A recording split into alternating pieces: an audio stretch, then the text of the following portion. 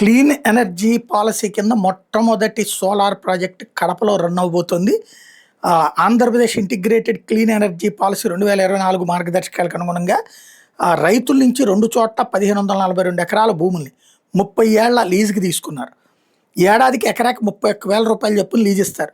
ప్రతి 2 ఏళ్లకోసారి 5% చొప్పున పెంచేలా ఒప్పందం. దీనివల్ల రైతులకి శాశ్వత ఆదాయం. పర్యావరణ పరిరక్షణలో భాగంగా ఈ ప్రాజెక్ట్ రాబోయే 25 ఏళ్లలో దాదాపు 2.16 కోట్ల టన్నుల కార్బన్ డైఆక్సైడ్ ఉద్గారాలు తగ్గిస్తుంది. ఈ 2 ప్లాంట్లో అత్యాధునిక బైఫేషియల్ సోలార్ సాంకేతికతను ఉపయోగిస్తారు. సాధారణ సోలార్ ప్యానెల్ కేవలం పైభాగం నుండి సూర్యరశ్మిని గ్రహిస్తే, బైఫేషియల్ ప్యానెల్ కింద నేల మీద నుండి పరావర్తనమయ్యే కాంతిని కూడా గ్రహించి 2 వైపులా విద్యుత్తును ఉత్పత్తి చేస్తాడు. దీంతో తక్కువ స్థలంలో ఎక్కువ ఉత్పాదన సాధ్యం అవుతుంది.